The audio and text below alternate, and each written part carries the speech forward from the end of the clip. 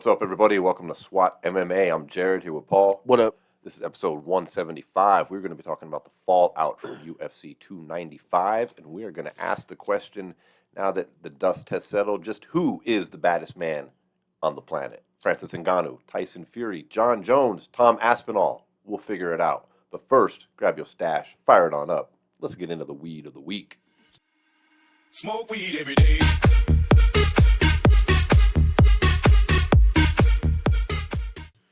All right. So today we kind of have a few different strains going on. So I'm firing up this joint of some ice cream cake right here.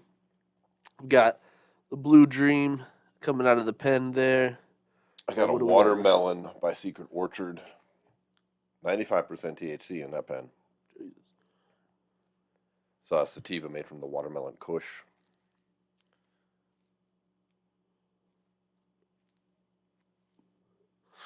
Yeah. Ice cream cake, it's one of those strains we've had plenty of times on the show. One of my personal favorites. I almost bought some ice cream cake the other day. Yeah. I got garlic breath instead. Did I? I fucking smoked it all in a day. My neck was all fucked up. Oh, yeah. So I burned that'll some help weed you in that quick. Yeah. All right. Well, we want to give thanks to Binoid CBD, as always, for sponsoring our Weed of the Week. You can get good deals on their products if you go to our website, SWATMMA.com. Click the Cool Stuff button. You can save 10 to 15% on your next order of legal CBD products. SWATMMA.com. Let's keep smoking this. And, dude, let's just get into UFC 295. Let's start right at the top. We have a new UFC light heavyweight champion once again. Alex Pereira. A little bit of controversy at first with the KO stoppage that seems to have kind of died down a little bit because Yuri himself has come out and said that he was knocked out, and there's footage now of his eyes rolling back in his head and him going out. So it did look like a kind of a premature stoppage without a doubt, but it seems to have kind of worked its way down. What are your thoughts on that fight? I think it was one of those stoppages where, like, he was knocked out, brought back, and then knocked out again type thing. You know what I mean? Like, that, we see that happen quite often in MMA just because, but my overall just kind of view of the fight was, it was everything we thought it would be. I thought it was two high-level strikers, seeing who lands first. You know what I mean? That's kind of what it was billed to be. It's kind of what the build-up was. Everything leading up to the fight, everything that was said between the two. And yeah, I also think it was like two boogeymen going at it too, because like that stare down before the fight, them leading into the cage and stuff, that was some real moments there. That was a very intense stare down. Alex Pereira he's an animal. Yeah. I mean, let's talk about this guy for a little bit. He's had 11 pro MMA fights, 7 in the UFC, if I'm correct here. 3 of those now title fights, 2 championship victories in 2 different weight classes, now holding 2 titles at 185 and now 205. Now, he has been the beneficiary of some circumstances that have kind of gone his way, like the title mess at 205, kind of paving the way, and his history with Israel Adesanya kind of fast-tracking him. Yeah, but on the flip side, both weight classes. Yeah. On the flip side, you cannot blame the UFC in this scenario because it's not. He's older. He's 30. He's going to be 37 in July. There's not a lot left here in his combat sports career. The fast tracking for him made sense, and I think retroactively looking at it, it definitely was the right thing to do because he came through and he won in most of those circumstances. I mean, he got the knockout, lost to Adesanya. But I would say in this fight, he showed that he can take damage a lot better, I think, at 205 than he could so drained at 185. I don't know how that guy ever made 185 to begin with. Well, yeah, the only person you can really, I would say, that you can maybe look back to and compare it to is maybe like Brock Lesnar. He was kind of in a similar situation, where he came out of, the WWE and all the different, like, college wrestling, football, all the different little aspects of Brock Lesnar's career that went into him becoming a part of the UFC, kind of like Pereira, with kickboxing, all the different, big fights he's been in the past. when you have like an asset like that who's already proven and is such a specialist in one area, I think that they tend to get these little like fast track moments, and what they do with them is really up to them. And in Alex's case and like Brock Lesnar's Yeah, see, that's case, the thing right there. Is it's not just he maybe he got had some quote unquote lucky circumstances, or he was fast tracked to title shots. He had to do his part in these scenarios as well, yeah, and he's really come through shining in each time. I mean, yes, he's got the knockout loss to Adesanya, whatever it was. Their fourth fight. He's still up 3 victories to 1 over the guy, and then he rebounded. You know, I thought pretty well against Blachowicz. I know some people thought he didn't do the greatest. You weren't too impressed with that fight. yeah. I wasn't too impressed with the performance, but I mean, that's also It was his first at 205 against a former champ, still in his prime. yeah. There's circumstances behind that, obviously. This guy is turning into a legendary combat athlete. For those unaware, he was a two-weight champion in kickboxing as well, where he defeated Israel Adesanya, who at the time was basically the guy. Yeah, Um, and now to come over here and replicate the two-division championship status in the UFC in a different sport, with him, he's still green in a lot of aspects of his game. Like, yeah. And I think we saw that last night too. exactly, and he's still winning. Yeah, It's very impressive. absolutely. Imagine what he would have done in mixed martial arts if he'd been doing that this whole time. I mean, It's just like a different style too. It's almost like he refuses to conform to the MMA style in a good way. Like the way he stands is like, kind of more like kind of like a kickboxing stance, and the way he throws his leg kicks, and mhm. it's very different. And I think it's to his own, so much like positive in his own game, because it's just not what a lot of guys are used to when they step in there. And I think it's been a big reason of why he's able to land these big shots is people aren't seeing him because they're not people don't strike like he does in mixed martial arts. It's a lot more like variety. There's a lot more like he just kind of chips away. He chips away, chips away, chips away until he sees the big shot, takes it, and puts you away. And like that's such more like of a long term fighting like style. You know what I mean? Whether it's Yeah. like boxing, kickboxing. You have your 10 rounds, or I don't really know the kickboxing rounds, but just training like that, where you start kind of slower and you chip away, and then you look for your openings. And in mixed martial arts, people are like always taught to like go out with a like start with a bang and freaking go all out and try to finish people, and he just refuses to be like that. And his leg kicks are a real problem. Oh yeah, Um, you know, and we'll talk about Mackenzie Dern's fight here in a moment, but there's some similarities between, I think, the two fights in the fact that Yuri, prior to the fight, had said that he wanted to test himself in the stand-up against Alex. After eating 3, 4 of those ridiculous calf kicks, he changed that strategy quickly due to leg damage and went in for a takedown, which was smart and the correct thing to do. Why are those leg kicks so hard for these fighters to handle, Paul? What's going on there? because a lot of times when you throw leg kicks, it's the turn of your hip is where people kind of, can judge when it's time to check a kick and or get out of the way. But there's no turn in the hip when he throws leg kicks. He just throws them like he just throws them like from like the waist down. It's almost like in basketball. Sometimes people will be like, "Hey, you gotta start your shot up here," but then we see different shot styles and stuff like that throughout the years are effective, and that's kind of how I view this. Is like it's not necessarily the super conventional, you know, um, thing that you're taught in the gym, but it's extremely, extremely effective as we see. And it's very powerful. Oh yeah. So the best way I could like maybe compare it to is like someone hitting you with a fucking baseball bat in the legs, dude. Cause like that dude just he's such like, and a lot of people have said this who have fought him. He like feels like it looks like he's made of fucking steel, man. Like he just like the power he carries for the frame he has, and like the amount of power his just in devastating like way his strikes land is just it's just not seen in sport, in this whole sport, man. Like, it's crazy. It's fucking nuts. And then also, not to mention, Yuri is not bad defensively. Like I think he didn't get enough credit for how many of those shots he was able to bob and weave out of early in the fight. He was sitting there in front of Alex, who's one of the most powerful strikers in mixed martial arts, with his hands down and just bob and weave and dodging.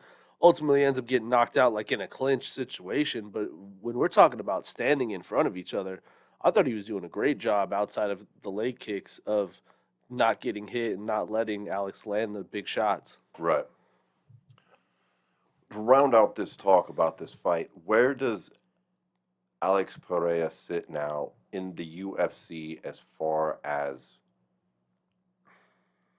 accomplishment status?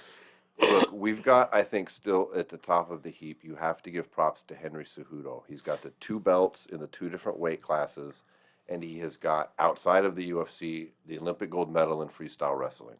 Yeah.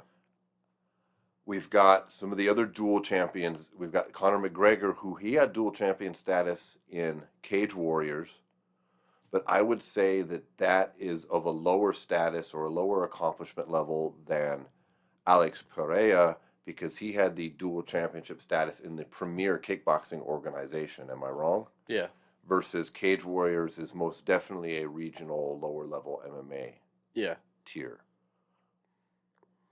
So what is it? Is it just Cejudo that he's second to already? 11 fights into his professional mixed martial arts career, 7 fights into the Trying to think UFC. of He's other got the people. dual championship. I guess you could compare it to like Randy Couture. What did Randy have outside of the UFC? He had the wrestling pedigree.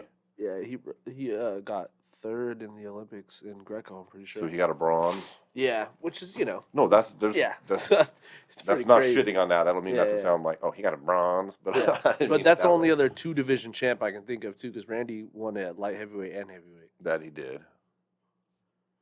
and he was older like Pereira too. And of course, we've got John Jones, but Jones has 0 accomplishment. Yeah, but I'm talking about outside. Yeah, I'm talking about Like, we're talking guys about who combat accomplished- athletes yeah. overall. John Jones is heads above Alex Pereira as far as UFC accomplishments. Oh, I don't yeah. give a fuck. I mean, Yeah, that's, no. that's not what we're talking That's about. not the conversation. We're talking about just overall achievement as a Yeah. combat sports athlete in general. You have to have somebody who's a dual sport athlete for that distinction, or someone who was very good in another, like McGregor with the dual champion status is in the conversation at least, but ultimately falls short. I mean, he did the boxing thing I guess against Cormier too. against Floyd. We've got Cormier. He is the Grand Prix winner in Strike Force. He is an Olympic. I think he's What a was bronze he? medalist also. Didn't he fall out? Yeah, with but the he weight went cut to issues? Yeah, there's 2. He was on the world team multiple times and stuff like that. So there's definitely stuff in there that you got to give him somewhat of props for.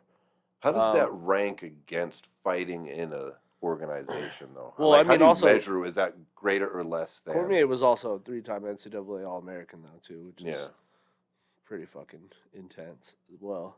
absolutely. And that's kind of almost where you would say like someone like Brock Lesnar is kind of in that conversation too. He was NCAA champion, freak athlete in multiple other ways. I mean, there's really no accolades you can really Kinda point got to the in pro top wrestling. of this list dominated by the wrestlers who've had the elite levels of success and then gone on to UFC championships as Yeah. well. Outside I of would say him and Cormier are probably neck and neck just because of the amount of title fights and wins Cormier had.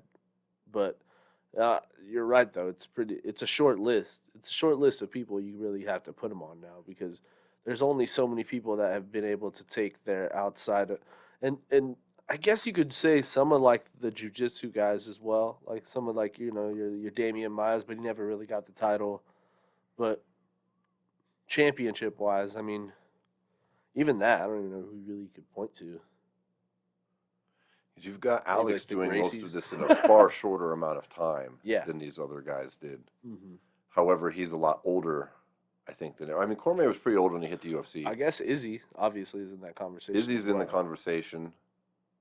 Yeah. But his problem is, unfortunately, he ran Never- into Pereira in both yeah. sports. He never. And yes, the he's got the dual one status knockout either. win, but he's also got the loss, and then he's got the 2 kickboxing Yeah. defeats. Well, and then also you never got the dual status either. Like Cormier has the two belts. Randy's got the 2 belts. So. Yeah, that's the problem. And Izzy tried. He went up and faced Blachowicz and lost. Yeah. Whereas Pereira goes Who are up, the other faces 2? the same guy, Blachowicz, and wins. Do you think that's rubbing Izzy's fucking ass the wrong way here? It's gotta. Because, I mean, here he is. He's the shit in kickboxing, and along comes Pereira and ends all that, basically. Yeah. Then he goes to MMA, and he's the shit. And then here's this guy again, and he comes along, and then he fucks all that up. And then Izzy finally snatches a victory here, right? And then Pereira just comes and upstages him, beats the guy he lost to at 205, and then achieves the dual championship status. Yeah. Like, that's gotta be fucking annoying this dude. It don't Oh, annoy yeah. me, and I'm Absolutely. not petty. Israel's Yeah. petty. Israel's a petty motherfucker. Yeah. It definitely has to. I mean, I don't see why it wouldn't at this point. It's like the same thing as like it probably, like as much as it probably doesn't as much, but like probably had to chap John's ass when fucking DC was toting 2 belts around. Like Yeah, fucking, Jonathan Lozano, yeah, like, for sure. Fucking for sure. John sitting on the sideline the whole time, and like that's the thing is like everyone's gonna have an ultimate rival in sport, in the same way there's so many people in sports that are considered rivals. At the end of the day, it's good. It's gotta suck. It's gotta suck.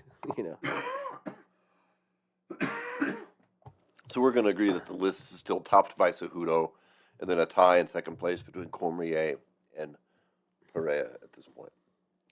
Yeah, I'm trying to think of the other two division champions. I'm sure we're forgetting, I well, not guess just BJ 2 division Penn. champs, but somebody that has a significant Sorry, you gotta accomplishment put- outside of You got to UFC put as well. BJ in there too. BJ won the Jiu-Jitsu World Championship 2 years into Jiu-Jitsu, and then fucking went in and won 2 different division championships in the UFC. This as is well. true. It's hard to it's easier to forget about him because of his flame out at the end. Yeah, But that's correct. He belongs in What that he- conversation as well. he's in that conversation. It's kind of tough with the older eras of the UFC and mixed martial arts, because that's kind of the birthplace of mixed martial arts, is guys from other disciplines coming in and trying mixed martial arts. So there's like tons of people you can Yeah, point to, that, maybe that like in does the early flavor the days and stuff. conversation in a weird way, and plus the skill levels are Even vastly Randy. different now too. Yeah, I mean, the evolution of mixed martial arts from the era of BJ Penn's greatness to right now is 2 very different things. Yeah. Yeah. And that's like something that Joe Rogan says a lot. That mixed martial arts is probably the one sport that you can point to in like 25 years and see the most just crazy differences in which, like, the thing we were watching 25 years ago to now. yeah. Well, 30, I guess now.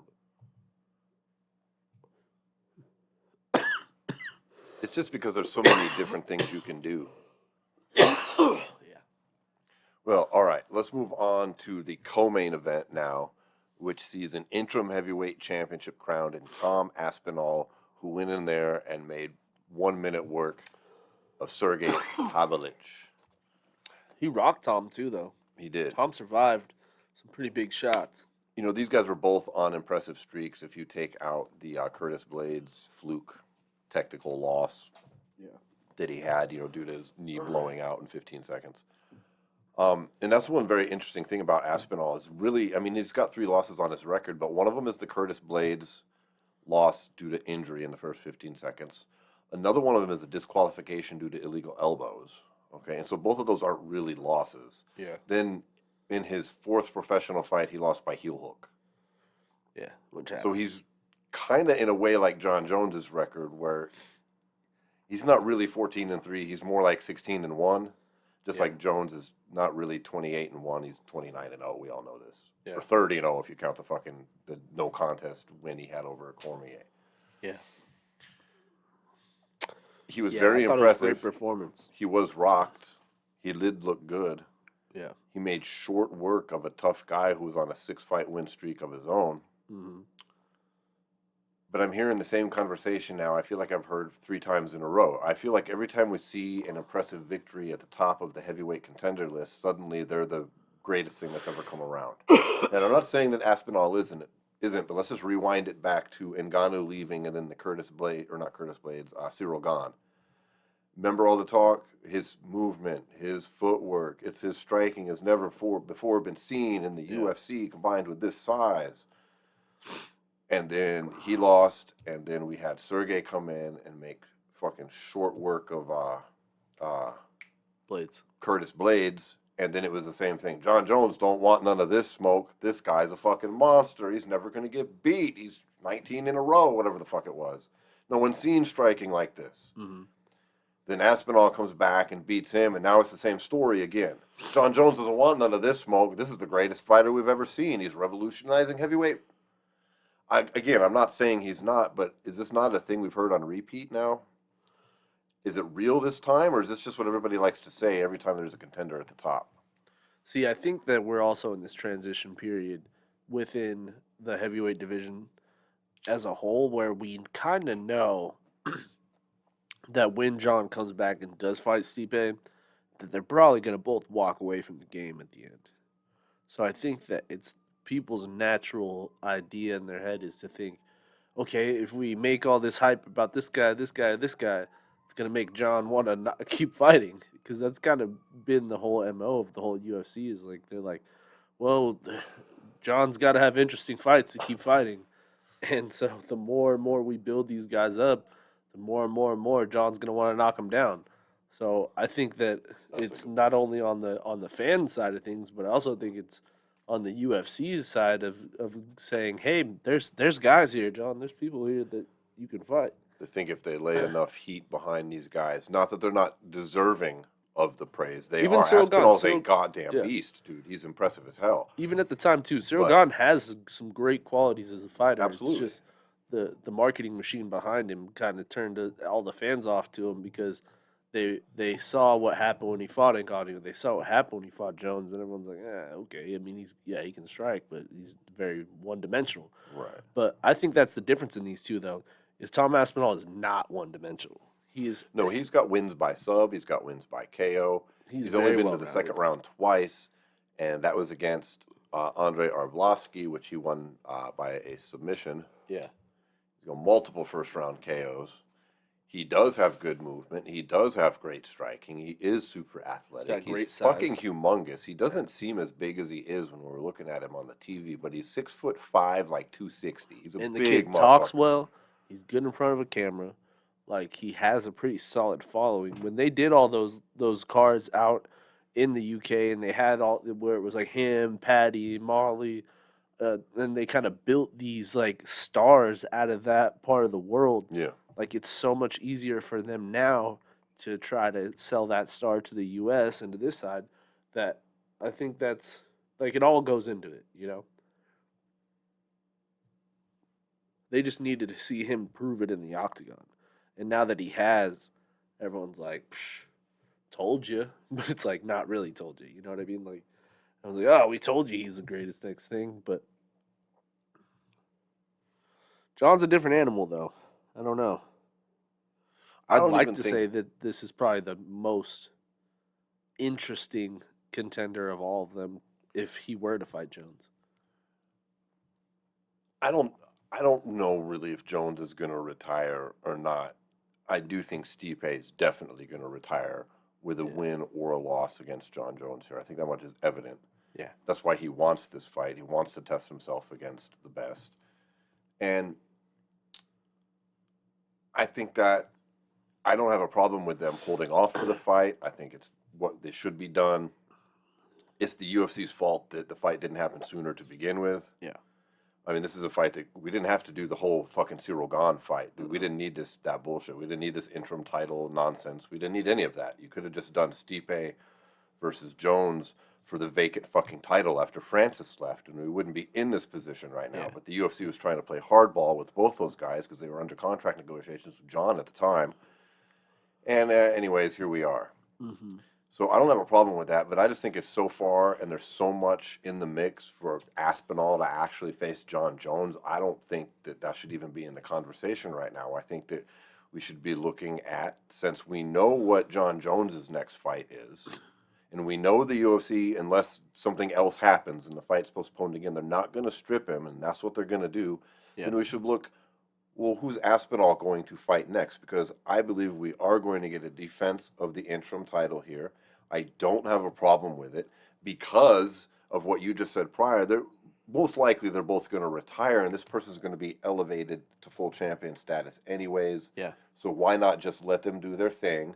Let John and Stipe fight for the quote unquote real belt. Mhm. They've both earned that right, haven't they? Yeah. I mean, and then if they both ride off into the sunset, cool. If they don't, then hey, you got John Jones versus a guy who's really made a big following for himself by having a defense in there as well. Yeah. And you have him fight most likely, who, Curtis Blades? Probably No. Cyril Gahn.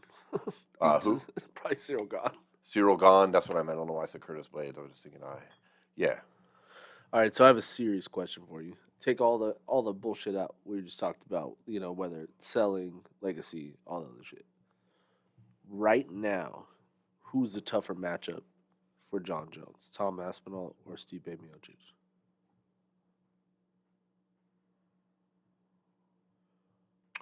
Well, I know the more obvious answer would be to say Tom Aspinall because he's younger, he's stronger, Stipe hasn't fought in 2 years. and Stipe is older and hasn't fought in 2 years and has been beat in the UFC. But I would honestly, I would say most likely, if you really look at it, it's Stipe, because Stipe is a seasoned fighter with championship experience, Mm-hmm. who's been 5 rounds. He's been in there with wrestlers. He's found ways to win. Where Aspinall is a knockout artist, and he's knocked some people down and gotten subs. He's been out of the first round in the UFC one fucking time. Yeah. And I just think that that massive championship level, that plays a factor, and I think Stipe is actually a little bit more dangerous. I think we'd be more likely to see him handle Aspinall the way he handled Cyril Gahn than we're likely to see him do that to Stipe. I think we could see the Stipe fight go to a decision. I wouldn't be surprised if he came out and picked up Aspinall, body slammed him, and subbed him real quick. I'm not saying that he will. I'm just saying I wouldn't be like, oh my God. Yeah. It would be like, okay, cool, just like he did the to Gahn. pedigree at which you rank Stipe is in a different level. That not to say Aspinall can't get there, because obviously. Look, I think over Aspinall will time. beat Stipe. Honestly, Yeah. I do. I think Aspinall versus Stipe is probably an Aspinall victory. Right now, I used to Yeah, just because, and I think that's but I kind still of part think of why they Stipe is didn't more do. dangerous for John Jones. Yeah, and I think that's kind of part of why they didn't give Stipe the fucking interim title fight. Not to try to take anything away No, from because Stipe. it burns him if he It just loses. burns him so bad if he loses. If he loses It that burns the fight, the bridge. UFC just fucked him over, man. Yeah. Like Or because it hurts Stipe's legacy as well. because 100%, and he'll never just get the as much- Jones fight after Yeah, that. just as much as losing to John would suck for Stipe, and kind of question part of his legacy as the greatest heavyweight of all time. I think would suck even more is if somebody who didn't have John's pedigree were to beat him Oh yeah, and be able to take that from him. yeah, absolutely. You know what I mean? Because we've seen that over the years, and that's why you have those when you have the greatest heavyweight of all time conversation. You have to look at the times in which these guys were exposed. Fabricio Werdum has one of the best resumes of all time.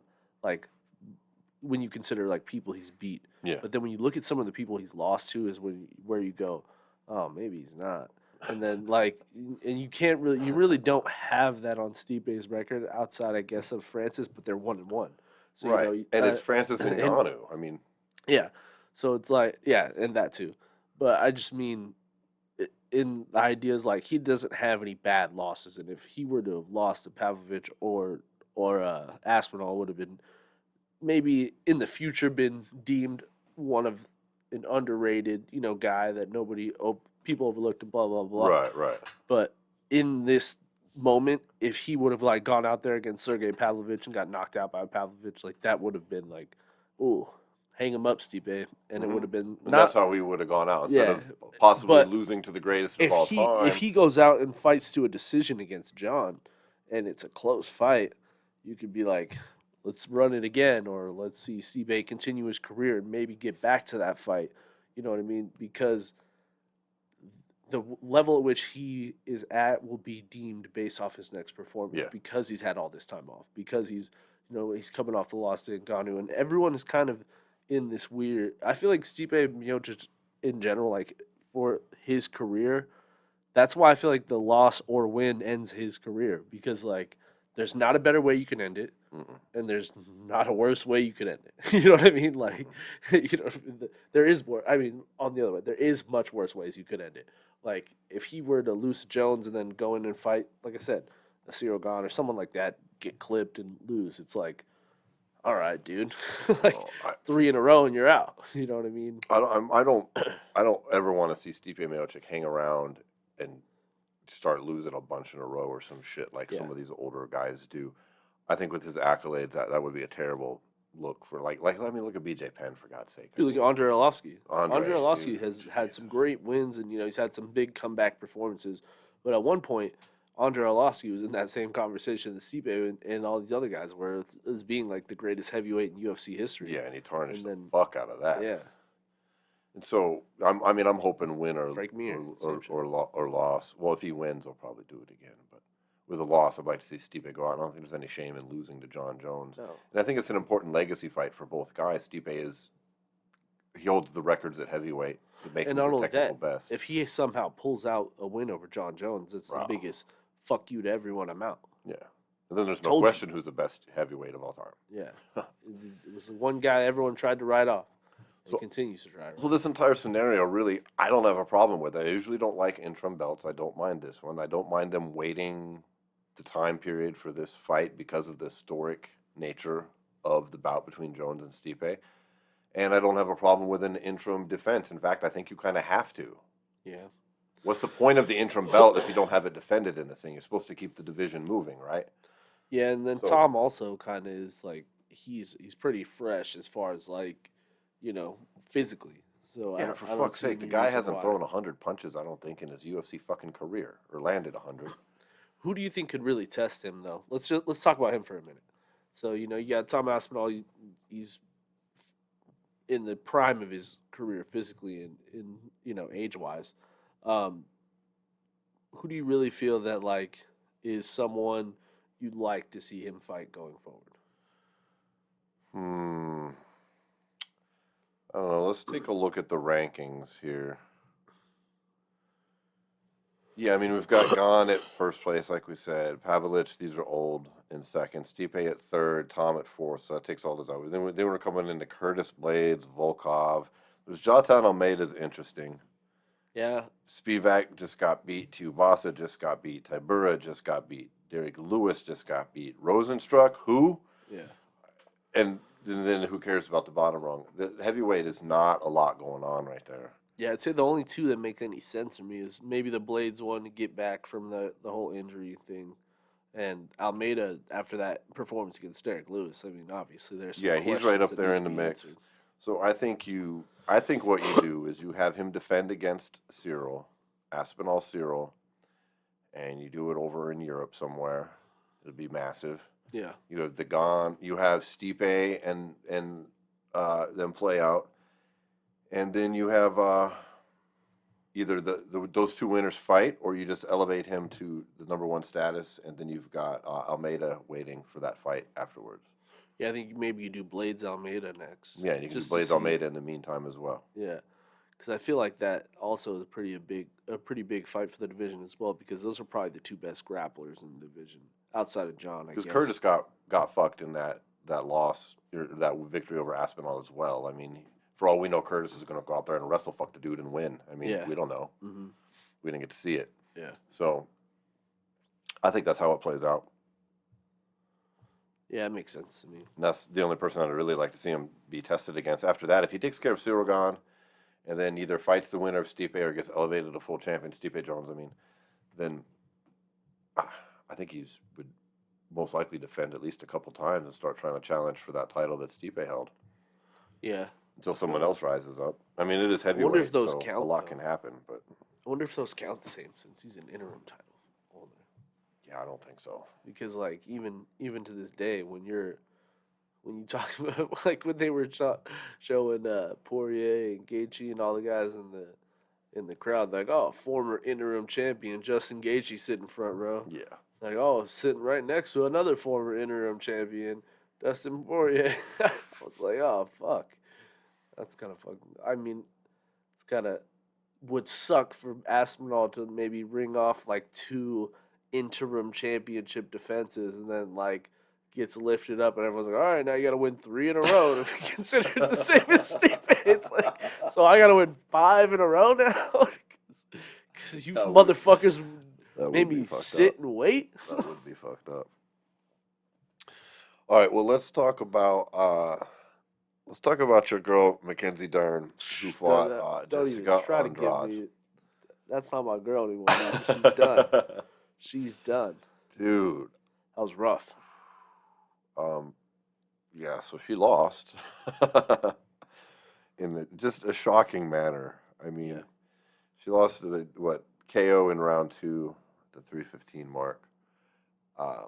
If you count the last knockdown where the fight was stopped, there's a total of 5 knockdowns. I guess for some reason they don't count that, so it was only 4 for the fight. I don't really know, but I know Jessica broke the record for the number of knockdowns in a women's MMA fight, at least in the UFC. I mean, look, I don't understand what happened in this fight. Dern came out and just was really happy to use her fists and not much else, and to really stick her chin as far up in the air as humanly possible, and then charge forward sloppily against someone who really knows how to punch quite well. Yeah. And I don't understand it. I'm like fucking baffled because her striking looked vastly improved in her last fight against Angela Hill. Like, she's been working on it clearly. Yeah. And we know her strengths are in the Brazilian Jiu-Jitsu. And we know that Jessica Andrade's strengths are in the stand-up game. Yeah, and she also has ridiculous power. And she's very strong. Yeah. So I just don't understand who. So there's also been this kind of, for people who don't know, there's also been this shift in Mackenzie's career where she, she was 6 or 7-0, loses a fight, has a kid, kind of takes some time off, comes back, but has showed like some more sharper skills in her last 3, 4, 5 Yeah. fights than she ever did earlier in her career before she had a kid, before she kind of took some time to try to hone more of her MMA skills. And I think in that time period, also now this fight, it was her first one without Jason Perillo, also trainer, which I've never heard of anybody firing fucking Jason Perillo as their striking coach. That's pretty fucking nuts to me. And then all of a sudden, this comes out, like what we saw on Saturday. I think that maybe there's been some missteps, and yeah, I don't know. I don't know how else to really categorize it. I've never seen somebody who's so had such rudimentary striking earlier in her career ever try to push a striking heavy game plan against someone who's known as a deadly striker, and you're the grappler. That doesn't make any sense to me. They're like, I just didn't get it. I wasn't understanding what I was I watching. mean, it was egregious. It wasn't just like, oh, she should probably tuck her chin. It was like, what's happening here? Not only should she tuck her chin, she should fucking shoot a single leg. Like, Yeah, okay. I mentioned earlier when we were talking about the main event that it kind of tied into the Mackenzie Dern fight, and because they both kind of had the same strategy at the beginning, okay? Yeah. Because clearly Dern has fallen in love with her stand-up, which is and she great. wanted to test herself against Jessica. I mean, we don't know this, but I think that's a fucking safe assumption.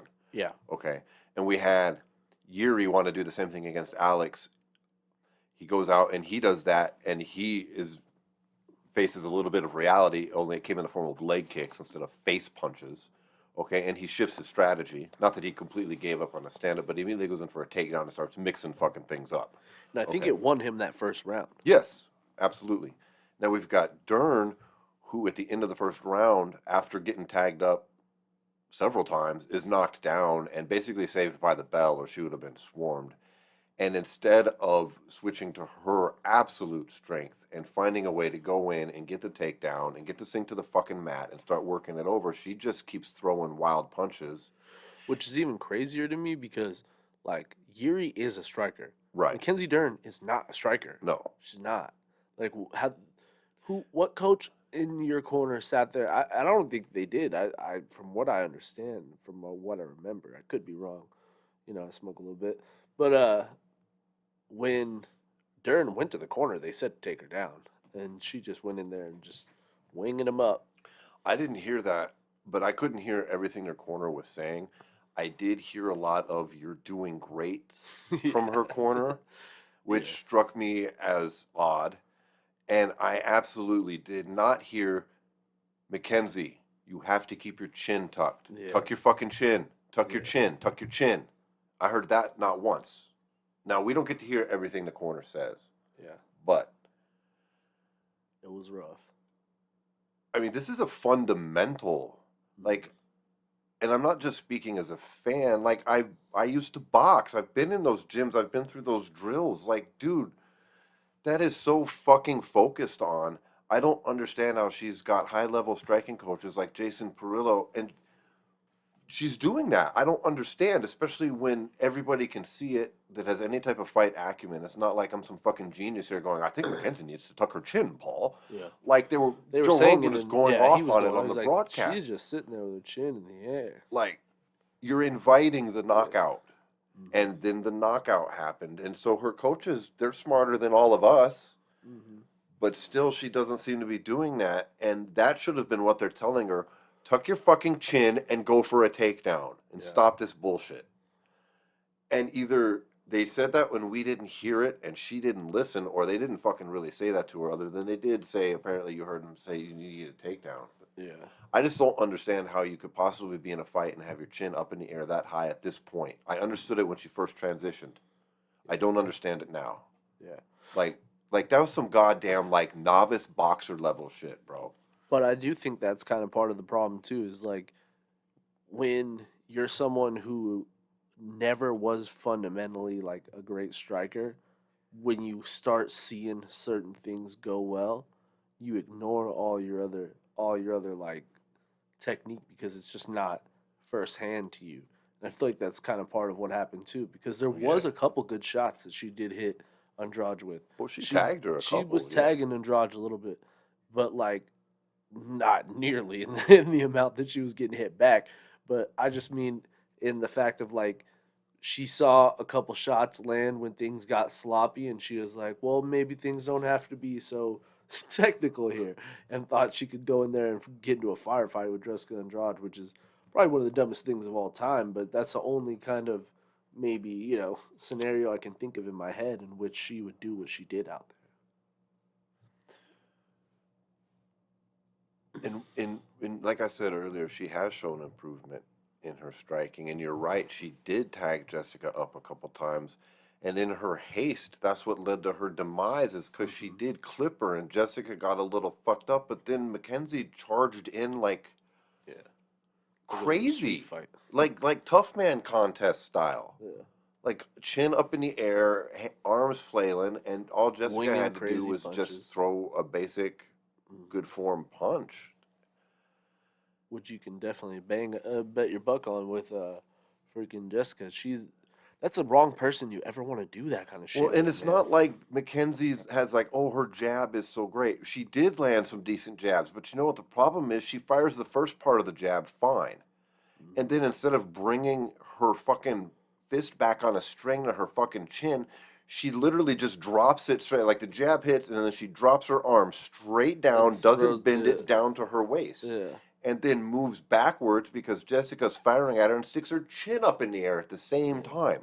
Like she did that multiple times. Not only And I don't that- get it because she's taller than Jessica too. So you're looking down. It's even easier to tuck your fucking chin. You're not looking up, you're looking down. Yeah. Not only that, too, you also saw her, she would like kind of hang that jab out and try to throw like the straight over it. So she'd be like throwing both her hands at the same Yes. time. I'm like, what the fuck are you Yeah, doing? she wasn't all the way cocked back she before was she's like firing the throwing other jab, punch. but then It she was was like trying to throw it embarrassing. straight over, but she wasn't bringing it back. She was like, I was like, what are you doing? Dude, that's I'm how of you the get knocked opinion out. she's done. That's how you after get that. knocked out. Like that's it. We've just seen her peak. That's it. I don't think she can't. I'm not saying she's done in the UFC. I'm saying she's never going to win the title. This is probably the highest ranking she's ever going to achieve. Well, and that's that's a the real thing. bummer, but I think that's it. Like she doesn't have what it takes to proceed if she's still making those mistakes now. Yeah. And you're ranked 5th in the division. Yeah. Because you're going to keep running into the same scenario as you go up. You're not going to fight someone like a Rose Namajunas and do that. She should be Not fighting gonna, like Damian Maya. yeah. That's literally what we were talking about before the show. Jake She Shields. needs to figure out something similar to Damian Maya. Ben Use her Askren. striking to create grappling scenarios. Mm-hmm. And what she's done is the complete opposite. But yeah, you're not doing that against Zhang Wei Li. You're not doing that against Rose Namajunas. You're not doing that against Jessica Andrade. You are gonna face plant every single time you do that in those big fights. And what, you're gonna go up in weight? Are you gonna do that against Valentina Shevchenko? Oh yeah. No. Please, no. No. So, I have respect for Dern. I mean, as a fighter, I'm not trying to just shit on her and be like, "Oh, she sucks." She doesn't suck. She doesn't suck. But she's not going to That's get the to problem. that next level. Like, she's Unless she just changes the whole game plan and just goes straight grappling heavy and rattles off some big wins. Outside of that, she's really screwed herself with the performance. Because there's one thing in losing. Losing doesn't end your career in MMA. No. Bad performances are what ruin your career in MMA. Everybody loses, but the people that lose with respect, like Kamaru Usman lost to Khamzat, but at the end of the day, no one's gonna sit back and go, Usman doesn't have it anymore because he lost to the number one contender on 2 weeks' notice and in a different weight class. no, it's how she It's fought. and how lost. she fought is going to damage her reputation as Well, a that fighter shit. going forward. She fought like it was her second MMA fight coming over from jiu-jitsu, and she didn't know what she's doing. Yeah. And it was a real bummer because she Got did have handled that way, moments of too. success. Imagine if when she tagged Jessica up and stunned her a couple times, she just fucking dropped down for a double leg and tried Yeah. for the takedown. And went to a submission or tried to take her back, or Yeah. so many other ways she could have Get her on the ground and use SIs to her advantage, but no. Yeah. It's a fucking trip. It's fucking awful. Another great fight though. We had. I'm gonna have to pull his name up. I know his first name is Benoit, but Saint Denis. Saint Denis. Yeah, Boy. dude, that guy's a fucking problem. Took on Matt Whoa. Frevola in a pretty quick fight. He ends up getting the knockout. I think about a minute and 4 seconds into the fight. 131 officially. 131. Okay. But Off Jesus. a ridiculous kick to the face. Yeah. Like this he guy's timed it so a perfectly. savage. Frevola was backing up, and I guess he didn't think that kick could reach him Yeah. because he got tagged up with it. And this guy, he's a former special forces guy when he was in France, and he's Is just he? he literally is a savage. Well, he just a lost his savage. very first fight in the UFC by decision. And since then, he has rattled off 5 in a row now. Mhm. And he has got victories by rear naked choke, TKO punch, rear naked choke, TKO punch, and now TKO kick. So one thing you have to take into account when we talk about any of these guys from France also is that mixed martial arts was illegal in France up till like only 2 or 3 years ago. So there has like not illegal in the sense of like you could train, but there was no like fighting organizations out there. So none of Right. these guys are going to have an extensive career background. And not only that, there's not as many gyms. So he's kind of one of the kind of like Valentina Shevchenko. Obviously, she's not French, but she does this. She goes around and trains all over the world. That is what Benoit does. Also, he goes and trains all over the place. He doesn't train he doesn't really have like a home gym. He like goes here, there, and everywhere for all the different disciplines for him to train. And just those kind of people and like him being like former special forces, he's got an unbreakable will and a lot of mental strength. So this guy could be a fucking problem at 155, dude. In a division that's already deep as fuck. You do have a new fresh name that people are gonna have to deal with, and I think it's Benoit. Yeah, I mean, he's got almost 6 significant strikes per minute average, which is pretty damn high. 52% striking accuracy. These are career stats here. Now, this a bit of a warning sign is he absorbs about 5 strikes per minute as well. Okay, but he's had a pretty iron chin so far, at least in the UFC. I mean, his only loss is by decision. But here's where it really shines though is he's got a takedown average of almost 5 takedowns per fight. Is 4.72. Jesus, Yeah, that's only 3 round. and he's fights. fighting 3 rounds. Yeah. These aren't 5 round fights. This guy's doing so he's getting more than 1 takedown per round combined with striking like that. And now he's shown to have power in both his hands and his feet, and he's got submission wins on top. Yeah, and that's really big when you talk about going up at 55 because you're gonna have to eventually run into the Charles Oliveira's of the world and the fucking Islam Makhachevs and Yes. Beneil Dariush and people who have very high level grappling, and that is going to be a big part of I think what either makes him champion or doesn't.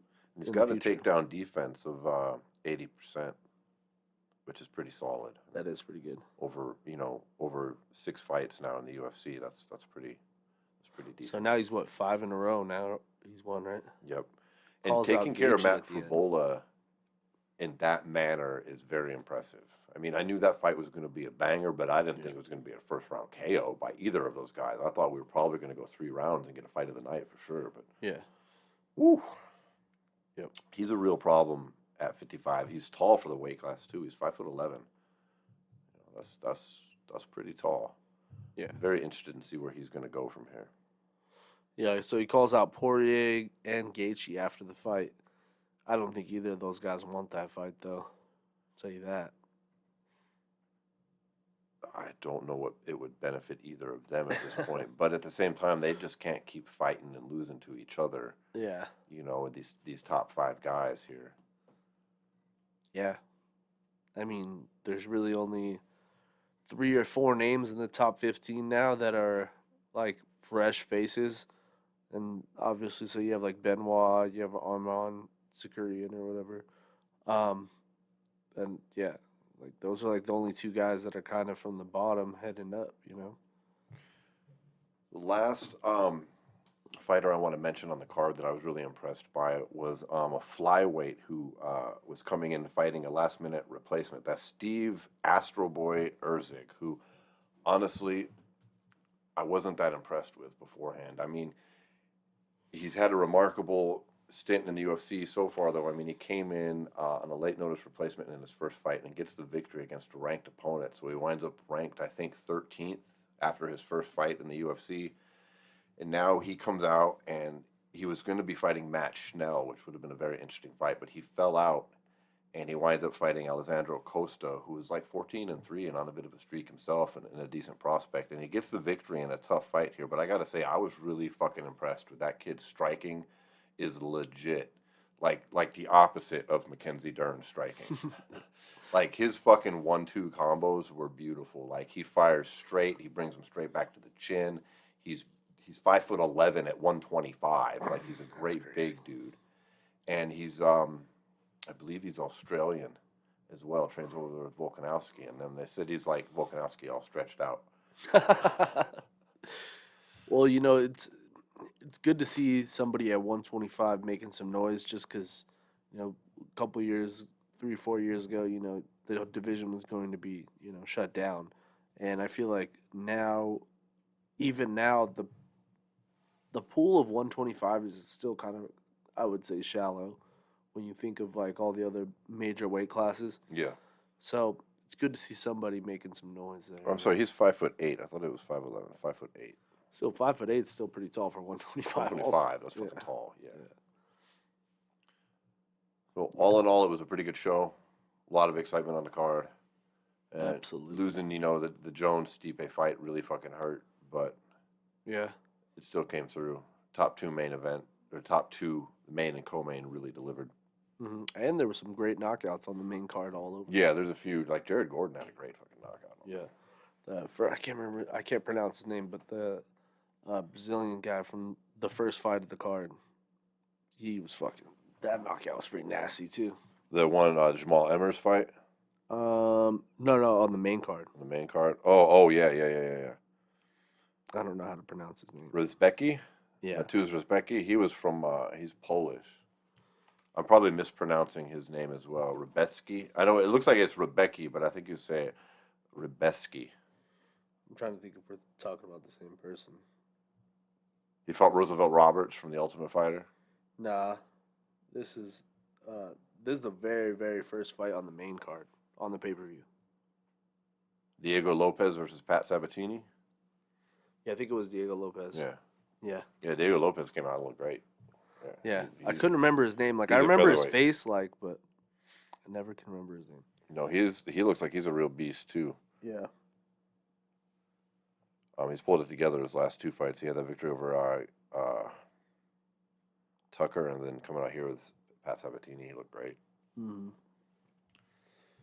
All right, well, let's close out UFC 295. Yeah, I think it was a good event. Could have been the two greatest of all time throwing out at each other, but it's all good. I'll take it. And let's touch on the other part of the show we're going to discuss today, which is who, after all this dust has settled now, because we were going to talk about this anyways, because it was supposed to be John Jones versus Stipe, but we can still have the conversation with Aspinall being crowned the interim champion. Mm-hmm. Who's the baddest man on the planet, quote unquote, right now? Because here's the contenders that we've got in the mix as usual, in case anybody's not paying attention. But we've got Francis Ngannou. We have got Tyson Fury. We have got Usyk. We have got John Jones. And now we've got Aspinall. And I suppose you could throw, who am I missing in there? I think that's it. Did you say Stipe? I was going to say Stipe, but then Technically, he's Ngannou not a beat him in champion. his last fight. Yeah, yeah. And Ngannou's in this list at the tip top. Yeah. I mean, I'll just come right. I mean, I don't know how you don't say it's Francis Ngannou after what happened in the Tyson Fury boxing match. I mean, Yeah. we haven't really discussed that too much here on the show. I'm so used to MMA fighters going out and embarrassing us in boxing. Conor was like the one-off, Mm-hmm. and people like to shit on that and say that, oh, Floyd just toyed with him and made it last 10 rounds. He really wasn't that good. But I disagree. I think Conor was actually a pretty good fucking boxer. Yeah. Francis was on another level. Yeah. Like, Francis was. remember how slow he looked in the warm-ups? It was almost like he sandbagged it on He purpose. did sandbag. I went back and watched that shit, and remember John Fury was going off. He was like, this guy's so fucking slow, it's going to be one round. Yeah. Tyson's going to go out and smoke him. This is a fucking joke. Yeah. He was like, I hope he's sandbagging because this is ridiculous. And then Francis came out and was like lightning goddamn fast, bro. Like, he was quick as fuck. It was crazy. Like, Yeah, it I was couldn't nuts. believe how fast he was. I couldn't believe them 1-2s coming out. That jab, I'm like, is my mind playing tricks, or does Francis Ngannou have like a jab? Like a jab, You know what I jab? think Francis Ngannou did better than anybody else? Like, I just want to talk about the fight for just a minute since Yeah. we haven't had a chance. The one thing I think Francis Ngannou, what separates him from any of these other like MMA fighters who went over to boxing, is I don't think he ever gave a like. Everyone else was so worried about conforming to the boxing like side of things, is like how you fight. But I think one thing he did better than anybody else was his use of the clinch game, of it like being an MMA fight versus trying to navigate a normal boxing clinch, was the make or break thing in this fight. Because one thing that Tyson Fury has always like gotten a lot of credit for is his ability to use his size to wear his opponents down. Yes. And what he would do is he would set the clinch up, and he'd hit him with a lot of the dirty boxing, a lot of that style that can wear people out, because it's almost like in combat or in MMA, when you take somebody down and you make them have to scramble back to their feet. You use a lot of Right. a lot of your You lean on and him in the against the same way, cage, et cetera. Yeah. in boxing, when you lean on a guy, when you hit them with a lot of dirty boxing, you keep them in the corner, keep them running away from you. It wears them out. And I think the best thing that Francis did was when Tyson Fury would try to go into those situations, he would handle it like an MMA fight.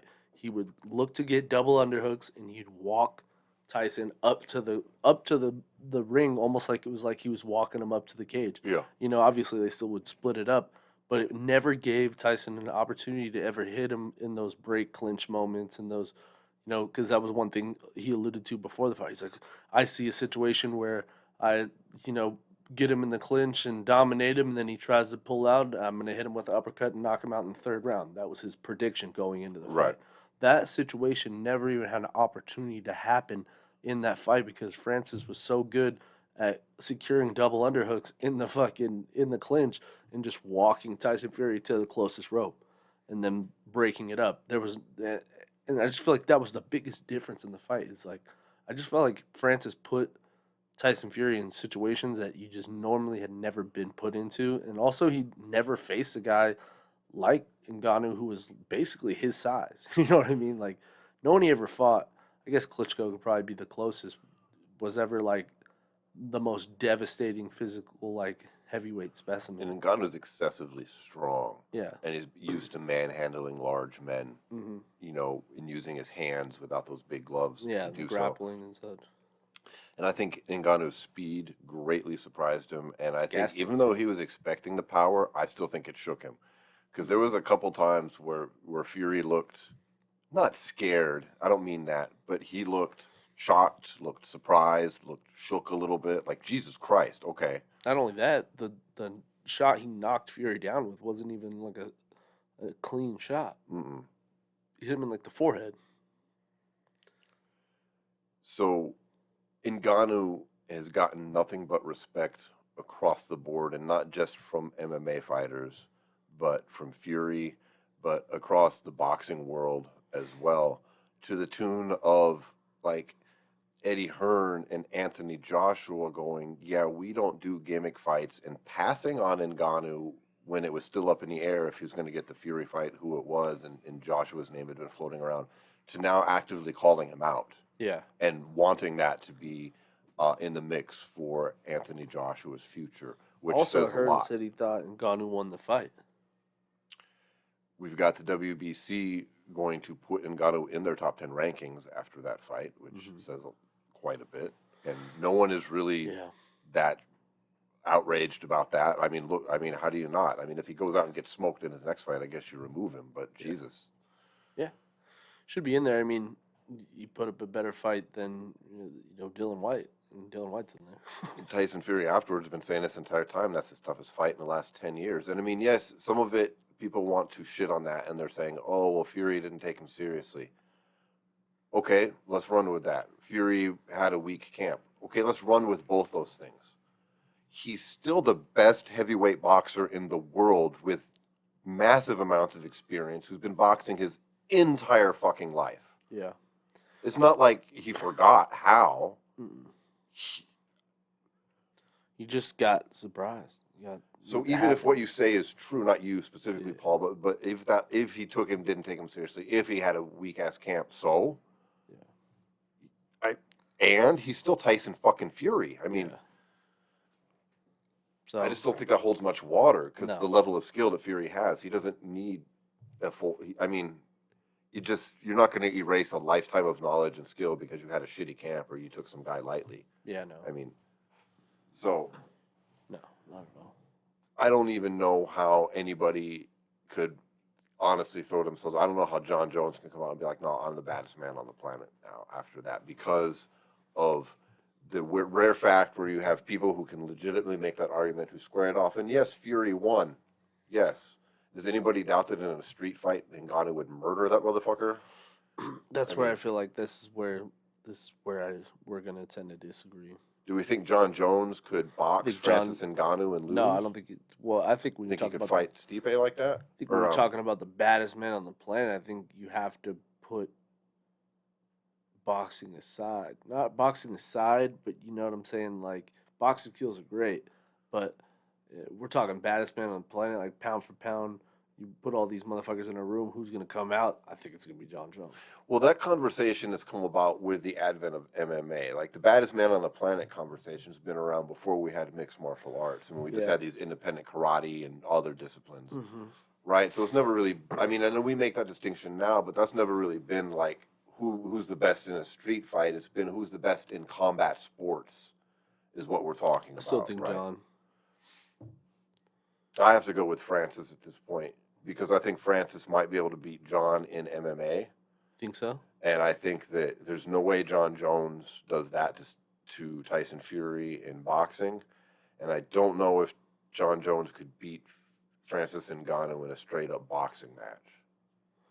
As dumb as all this sounds, I know a lot of this sounds fucking ridiculous. I think you're but giving Francis more credit than he deserves in the MMA realm of things.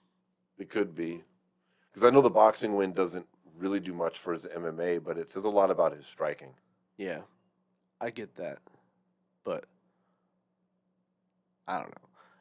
I just look at some of the more dominant wins that John has had in his career and what he's been able to do game plan wise.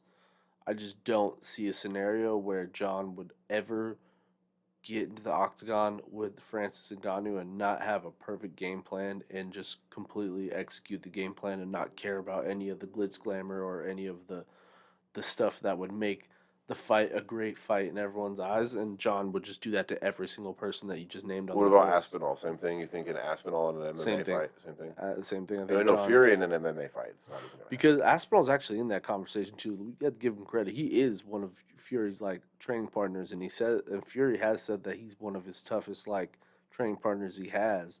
Yeah, that's So- the other way that this all kind of marries in together is that Aspinall's a training partner of Tyson Fury. Yeah.